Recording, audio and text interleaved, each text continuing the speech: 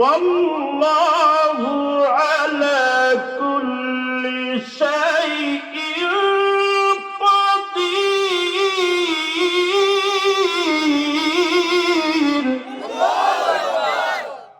ঘোষণা কার? আল্লাহ বলেন, মানুষ তুমি নিজের থেকে চিন্তা করো, বাড়িটা আমার। এটা কার চিন্তা? মানুষের চিন্তা, ঠিক কিনা বলেন? তুমি নিজের থেকে ভাবো, মার্কেটটা আমার। তুমি নিজের থেকে ভাবো, গোটা পৃথিবীটা যদি আমার হয়ে যেত আমি কত সুখী হতাম। এটা হচ্ছে মানুষের কল্পনা। আসলে মালিকানা কার? জোরে বলতে হবে, কার? আমার রব এমন, তিনি যখন কথা বলেন কথাগুলো এমন সায়েন্টিফিক আর গুরুত্বপূর্ণ কথা। আল্লাহ বুঝাইয়া দিচ্ছেন, গোলাম শুধু মালিকানা আমার এমন নয়, বরং সমস্ত ক্ষমতাই মালিকানার উপরে প্রভুত্ব আমি আল্লাহ। সুবহানাল্লাহ। বলে মালিকানা শুধু আমার। দেখেন দুনিয়াতে বাড়িটার মালিক আপনি, শেয়ার আছে না নাই? ছেলের শেয়ার, মেয়ের শেয়ার, ভাইদের শেয়ার। জমিটা আপনার, বাড়িটা আপনার, অনেকেই শেয়ার থাকে। এজন্য একচ্ছত্র ক্ষমতা কারোর পৃথিবীতে নাই।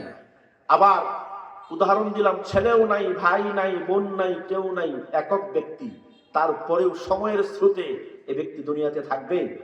থাকবে না। এজন্য আল্লাহ বলেন, মানুষ বুঝে নাও, দুনিয়া হচ্ছে ধোঁকা, দুনিয়া হচ্ছে এটা একটা ছলনা যা তোমাকে গ্রাস করে ফেলছে। ওয়ামাল হায়াতুদ দুনিয়া ইল্লা মাতাউল গুরুর।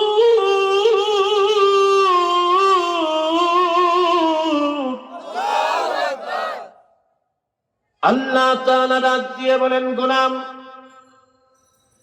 দুনিয়া হচ্ছে একটা ধোঁকা।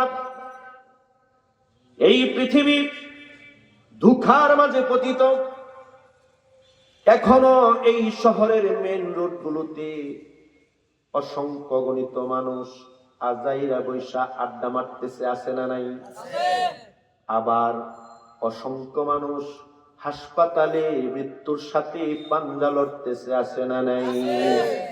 মানুষ হইল শ্রেষ্ঠ জাতি, ইমান তাহার গুপ্ত ধন।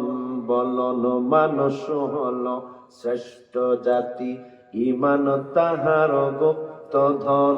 মনের ঘরে খুব যতনে রাখব দরে আজীবন। হালাল পথে চলব আমি, হারাম পথে না। ইসলাম হক জীবন বিধান, এই তো কামনা। চিল্লায় বলেন ঠিক কিনা? আমাদের বিধান হতে হবে ইসলাম।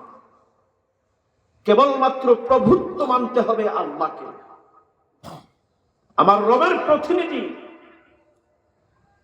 মুহাম্মদ সাল্লাল্লাহু আলাইহি ওয়াসাল্লাম হবে আপনার আমার মৌলিক বাস্তব জীবনের আদর্শ। চিল্লায় বলেন ঠিক কিনা? বন্ধুরা আমার, পবিত্র কোরআন আল কারীম থেকে সূরা আল ফাত, এই সূরার 28 নম্বর আয়াতে কারিমা তেলাওয়াত করেছি। সরাসরি কোরআন থেকেই শুরু করছি। কিছুটা সময় হৃদয়ের আবেগ অনুভূতিটাকে আল্লাহর কোরআনের মহব্বতে ছেড়ে দেন। ভাই, আমি আপনি হাজারো আলেম বোঝাচ্ছে, তারপরেও মানুষগুলো জিনার সাথে জড়িত আছে না নাই? এত বয়ান হচ্ছে, তারপরেও মানুষগুলো সুদের সাথে জড়িত আছে না নাই? এত বয়ান হচ্ছে, তারপরেও মেলায় শত শত মানুষ অযথা সময় দিচ্ছে, আছে না নাই? মনে রাখবেন, দুনিয়া সাপের ভেলকিবাজি। জাদুকর আপনার চোখে কালো চশমা পরিয়ে দিয়েছে। দুনিয়ার ঘোর আপনাকে আচ্ছন্ন করে ফেলেছে। ওখান থেকে বের হয়ে আসতে না পারলে কবর মাটি হয়ে যাবে। কবর বরবাদ, হাসর বরবাদ, সব বরবাদ। কেবলমাত্র ইমানদারের জন্যই কবর হাসর হচ্ছে। কবর হাসর হচ্ছে পুরস্কারের ঠিকানা। চিল্লায় বলেন ঠিক কিনা? আসুন আমরা ভূমিকায় এইটুকু বুঝবো, আমাদের ধারণা অনুযায়ী ইসলাম চলবে না, ঠিক কিনা বলেন? বরং ইসলামের অথেন্টিক সোর্স কোরআন সুন্নাহর বিধান অনুযায়ী বান্দা চলবে, নবীর উম্মত চলবে, এটাই তো বিধান। তো এই বিধানের ক্ষেত্রে একটা শর্ত আছে। আল্লাহ বলেন আইন ও কানুন আমার, আর এটার প্রতিনিধিত্ব যিনি করছেন তিনি সরকারে মদিনা। সুবহানাল্লাহ বলেন। আল্লাহ তাআলা বলেন হুয়াল্লাযী আরসালা রাসূলাহু বিল হুদা ওয়া দীনিল হাক্কি লিইয়ুযহিরাহু আলা দ্দীনি কুল্লিহি ওয়া কাফা বিল্লাহি শাহীদা। তিনি আমার সেই রব, তিনি আমার এমন আল্লাহ, তিনি সেই সত্তা। দুনিয়ার মানুষকে বলেন, तमाम পৃথিবীর সমস্ত মানুষগুলোকে আমার আল্লাহ সিগন্যাল দেন, রেড সিগন্যাল, লাল বাতি সিগন্যাল। দেখেন না শহরে? আল্লাহ বলেন মানুষ জেনে নাও আমার বন্ধু মুহাম্মদ সাল্লাল্লাহু আলাইহি ওয়াসাল্লামকে চূড়ান্ত হেদায়াত আর চূড়ান্ত দিক নির্দেশনা দিয়ে দুনিয়ার জমিনে সকল ধর্ম, হিন্দু, বৌদ্ধ, খ্রিস্টান, ইহুদি, সকল ধর্ম, বর্ণ, জাতের উপরে দ্বীন ইসলামকে বিজয়ী করে মুহাম্মদ সাল্লাল্লাহু আলাইহি ওয়াসাল্লামকে চূড়ান্ত হেদায়াত দিয়ে দুনিয়ার জমিনে প্রেরণ করেছি। জোরে বলেন সুবহানাল্লাহ। আল্লাহ তার হাবিবকে চূড়ান্ত হেদায়াত আর দিক নির্দেশনা দিয়ে দুনিয়ার জমিনে প্রেরণ করেছেন। ১৫০০ বছর আগে ইসলাম প্রতিষ্ঠিত। জোরে বলেন ঠিক কিনা? বন্ধুরা আমার, আল্লাহ তাআলা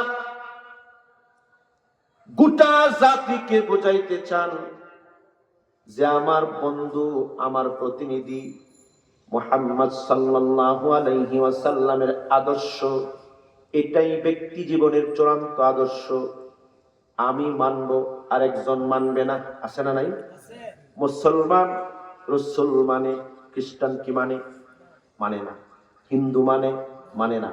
আল্লাহ বলেন আমার বন্ধুর জন্য ওয়াকাফা বিল্লাহি শাহীদা, বলে বন্ধুর ব্যাপারে দুনিয়ার কোনো গোলামের প্রয়োজন নাই। আমার রাসূলের ব্যাপারে, দিনের নবী রাহমাতুল লিল আলামিনের ব্যাপারে উম্মত যদি সারা পৃথিবীতে একজনও না থাকে, আল্লাহ বলেন সাক্ষী হিসাবে আমি রবি যথেষ্ট। সুবহানাল্লাহ বলেন। কি বুঝলেন আমার মাহবুবের কথা কত কঠিন?